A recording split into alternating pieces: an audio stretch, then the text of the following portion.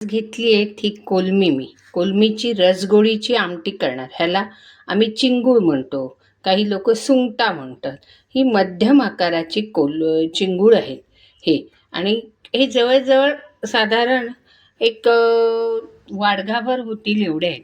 ती नीट केलेली आहेत.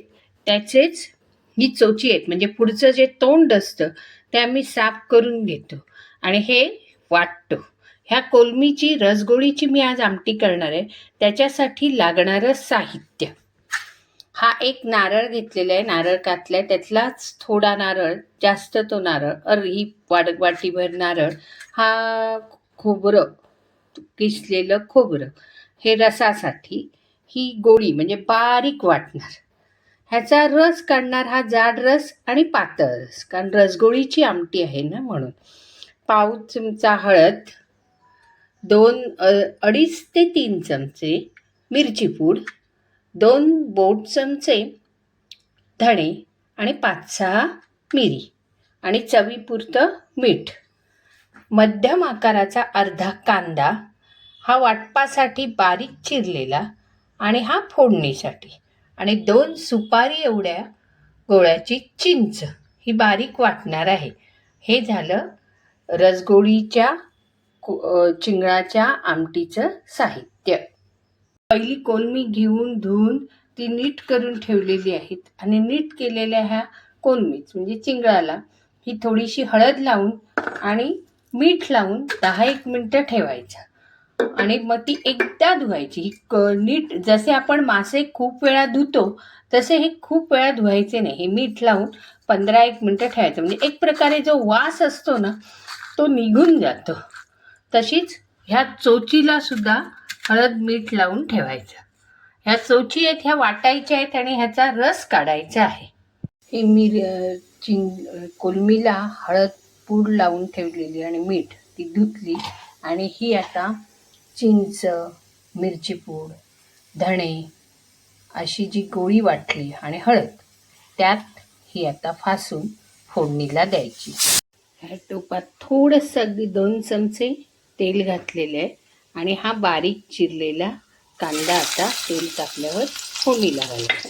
हा कांदा जरा असा बावायला हवा, आणि बावल्यानंतर म्हणजे चॉकलेटीसर रंग, आणि तो झाल्यानंतर ती कोलमीला मिरची पूड आणि सगळी जी गोळी फासली आहे ती त्यात घालायला हवी. ही कोलमीला सगळं फासलेलं आहे, म्हणजे चिंगूळ म्हणजे सुंठ. आता मिरची पूड, चिंच, हळद, धणेपूड तसं आम्ही वेगळं फासतो. मग अशी जी गोळी सांगितली, जो छोटं खोबरं वाटलेलं, ते मिरी, कांदा आणि खोबरं, ही थोडी गोळी. हा जो रसासाठी होतं ते रसाचा हा जाड रस काढलेला आहे, म्हणजे त्याला दूध म्हणतात काही लोक, खोबऱ्याचं दूध. हा पातळ रस. आणि हे जी चोची आहेत त्या चोचीचा हा रस, म्हणजे तोंड, कोलमीचं चिंगळाचं जे तोंड असतं त्याचा आम्ही हा असा रस काढतो. आता हा कांदा चांगला बावलेला आहे, त्याच्यावर ही मसाला लावलेली कोलमी घालायची.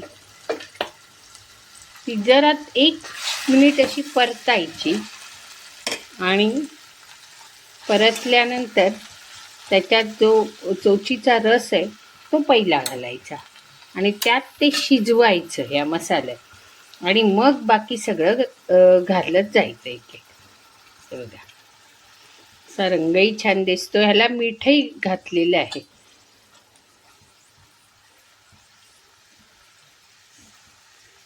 चमच्याने जास्त ढवळायचं नाही.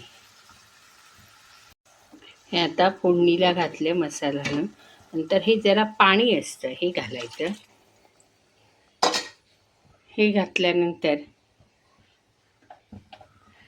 चांगलं असं त्या कोलमीला फासायचं, आणि आता चोचीचा आपण रस घालायचा.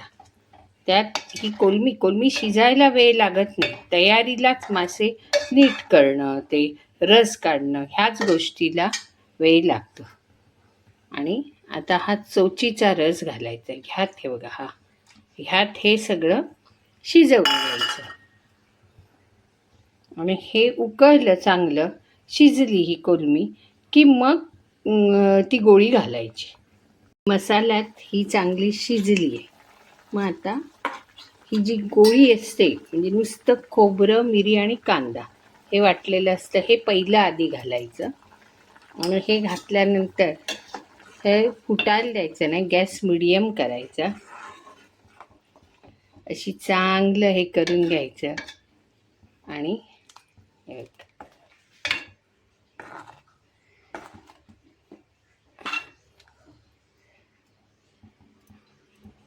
मग जाड रस घालायचा आणि मग पातळ रस घालायचा. बघा, हा जाड रस आहे, हा ह्याच्यात घालायचा आणि मग हा पातळ रस. आता उकळी फुटायला द्यायची नाही, हा पातळ रस घालायचा. झाली तयार कोलमीची रसगोळीची आमटी. कलरही बघा कसा छान असा केशरी कलर जाणार.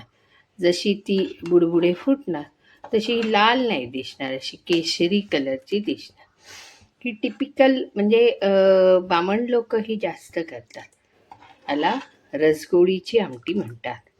त्याची पापलेटाची करतात, सुळ्याची करतात आणि चिंगळाची. ही बघा रसगोळीची आमटी तयार. तुम्हाला माझी ही रेसिपी आवडली तर सबस्क्राईब करा, माझ्या चॅनेलला कॉमेंट्स करा, लाईक करा, शेअर करायला विसरू नका. धन्यवाद. ती अशी साईडने बुडबुडे आले की थोडं असं वरखाली करायचं. आणि बघा लाल रंग येत नाही, ह्याला असा केशरी असा रंग येतो, सुंदर दिसते. हे बुडबुडे फुटायला द्यायची नाही. मग आम्ही म्हणतो की फुटली आमटी. झाली तयार ही आता चिंगळाची रसगोळीची आमटी.